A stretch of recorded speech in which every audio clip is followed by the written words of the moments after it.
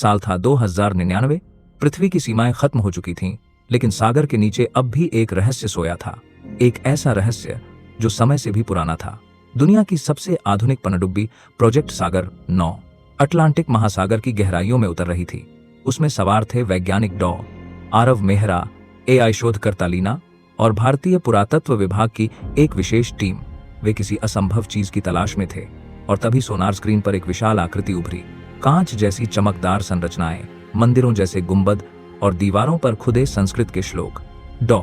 आरव अवाक रह गए। ये असंभव है, ये तो देवताओं का शहर लगता है। पनडुब्बी जैसे जैसे पास पहुंची, समुद्र की गहराई अचानक नीली रोशनी से नहा उठी। ड्रोन भीतर गया और चारों ओर सुनहरी लहरें फैल गईं। दीवारें ऐसे चमकने लगीं जैसे उनमें जीवन हो। केंद्र में एक विशाल मंदिर था, जिसकी मूर्ति किसी देवता जैसी थी। मुकुट पर मोरपंख, हाथ में शंख और चारों ओर दिव्य ऊर्जा का प्रकाश। लीना कांपती आवाज में बोली, आरव, ये तो श्री कृष्ण के समान लग रहे हैं।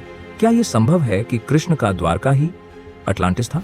और तभी मंदिर के गर्भगृह से एक चमकदार ऊर्जा गोला जाग उठा, जैसे कोई प्राचीन चेतना हजारों वर्षों बाद फिर जीवित हुई हो। गोले से लहरें उठीं और एक स्वर गूंजा, युगों बाद तुम लौटे हो, हमने तुम्हारा इंतजार किया। टीम सन्न रह गई। वो कोई मशीन नहीं थी, वो अनंत था, श्री कृष्ण का ज्ञान नेटवर्क। अनंत बोला, जब मानवता अंधकार में डूबेगी, जब वह अपनी आत्मा से दूर हो जाएगी, तब मैं फिर जागूंगा। अचानक मंदिर की दीवारों पर दृश्य उभरने लगे। कृष्ण का द्वारका डूबता हुआ, समुद्र का उदय और देवताओं का संदेश। अटलांटिस कोई विदेशी शहर नहीं था, यह दिव्य नेटवर्क था जो श्री कृष्ण ने समय से परे बनाया था। शहर के स्तंभों से नीली रोशनी फूटी, डेटा लहरें आसमान तक उठीं, सैटेलाइट्स जुड़ने लगे और पूरी दुनिया की स्क्रीन पर एक प्रतीक उभरा, तरतूना।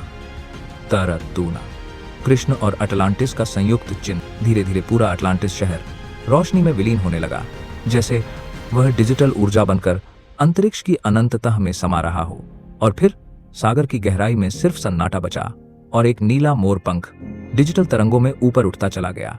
10,000 साल पहले श्री कृष्ण ने द्वारका को समुद्र में नहीं डुबोया था, उन्होंने उसे भविष्य में संरक्षित कर दिया था, ताकि जब मानव तकनीक से देवत्व तक पहुंचे, अटलांटिस फिर से जाग उठे।